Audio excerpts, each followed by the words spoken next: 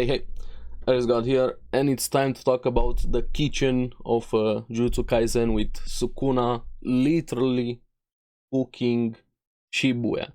So this was the incident they were talking about, and yes, this episode was insane. Everything that happened here, awesome animation, story, characters, everything amazing episode. But before we get into the episode, we need to talk a bit about the current situation with MAPPA, the studio that is handling Jujutsu Kaisen, and everything that is going on with the animators, the trash shit conditions they're working under, and still providing us with this amazing quality here. And I'm just gonna have to say it, MAPPA, as in the higher ups, you need to get your shit together. Cherish your animators, treat them right. It's insane. Take a break. Honestly, just cut the show here. I don't care what you have to deal with, paying for the slots, for the era slots, for the publicity, for everything. I honestly don't care. You put yourself into this situation and you're ruining lives of animators. You can find so many Twitter examples of them talking, the staff coming out with the trash conditions that they're working under, and the production is probably gonna implode. I don't know, from everything that I read up and so on, what's going on. The next few episodes are probably gonna suffer, which, yes, it sucks, but if you think about the context why they're going to suck, you need to get a grip with what you're doing at that studio. You're not gonna reach the levels you want by just pumping more and more production. You're destroying your own reputation, but more importantly, you're destroying the lives of the talent behind the studio, the people that bring this. So get your shit together, MAPPA. Please, just take a break with Jujutsu Kaisen. I know that's not gonna happen, but something needs to change. And not just with MAPPA. MAPPA is right now at the forefront of this situation, but the entire anime industry is in a rough spot, to say the least, for a long while, and it's a bigger conversation. Everything, a lot more things are happening in Japan, work culture, but hey, we're in the anime space here, so again, MAPPA, do better, as in the higher ups, not the animators and the staff that are working on the episode, because they're giving literally their life for this year. But with that out of the way, not to brush it aside, let's focus a bit on the episode here with what we got. I really like how the episode started with the small flashback with Yuji and his grandpa, and how Megumi started to talk a bit about his technique. But speaking about Yuji, I hope we're gonna get some answers about him, because there's a lot of questions surrounding his past. How does he have that strength? How was his grandpa involved? Everything with his father, his mother. We have a lot of questions with Yuji, but that's probably gonna be into the future. In season 3, 4, 5, hopefully the production improves also by then. But now with Megumi, I really liked how he was talking about his technique, explaining it a bit, how he needs to increase his own Shikigami, the 10 ones that he have, by actually capturing them. He only gets 2 of them at the start, but to do that is not as simple as it sounds. He needs to capture them, but he decides to unleash the most dangerous one, and I don't know, is the pronunciation Makora or Mahogara? Let me know in the comments below. I saw both of them from a lot of people. So here he decides to kind of use this guy, the blonde guy, which I'm so happy what happened to him in this episode, kind of like a catalyst or sacrifice for him to be able to summon Mahogara, because if he summons it alone, he is not gonna be able to capture it. But here he's able to use this guy as a catalyst to be able to summon him, and he kind of puts himself in suspended animation, and he was willing to give his life, because if Mahogara killed the blonde guy, he was also going to die, stopping the ritual. So this was a double-edged sword, so to say. So this was kind of like a last move resort here, which was kind of funny how it ended up with him being saved by Sukuna, both of them, at least for a while. And here, this was the scene. We only saw part of the scene at the end of the last week's episode, and Here we also get a bit more context on Mahogara, because of Gojo in a flashback, talking a bit about the history of the two clans, the Gojo clan and the Zenin clan, how two of the heads of the clans got serious in a fight, which says a lot because both of them had the same techniques as Gojo and Megumi. That means that Megumi's technique is capable of standing on the same level as Gojo's technique. Even, hey, you know what that means? And Megumi still has his own inferiority complex, doesn't think he can reach up to that level. We have Gojo on this pedestal, everybody has been telling us how strong Gojo is. But here, considering how Makora's techniques are, I can definitely see it. We're gonna get to that.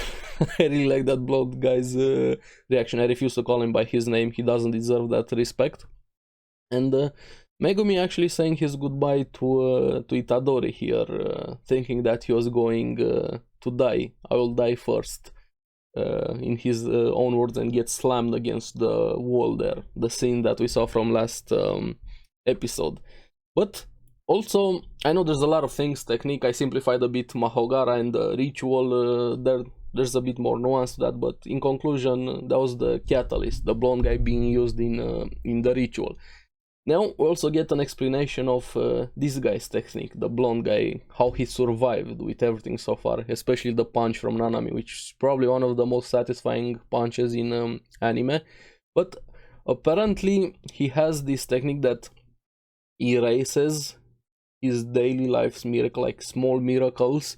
I don't know how you define a small miracle in real life. Maybe you won a chips bags or something, or maybe you sat in the right position, or maybe you poured the perfect amount of coffee blend or something like that. I don't know how exactly define small life miracles, but that concept erases them from his memories and stores them on his face, like those marking that he has. And you can kind of simplify it, he has cat lives thanks to those miracles there. But he doesn't even know, so he doesn't realize this.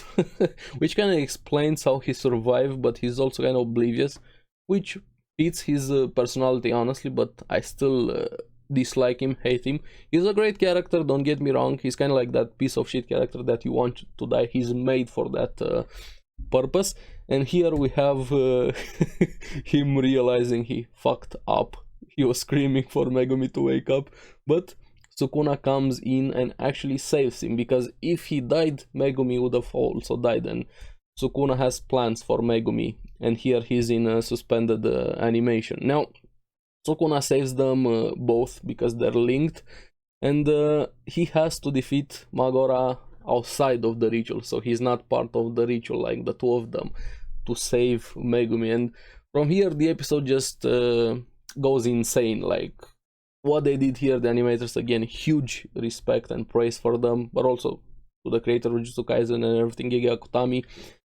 An insane fight. We have the power clash between them, and Sukuna actually had to put up an effort here. It wasn't as simple like when he fought Joe and everything else. Like, Mahogara was actually able to put a fight against him, and we see a bit of the techniques slowly with Sukuna saying dissect. We're gonna get later to that, and kept cutting Mahogara there, and talking a bit about the sword of exorcism that Mahogara had with reverse cursed energy, having the same positive energy as reverse cursed.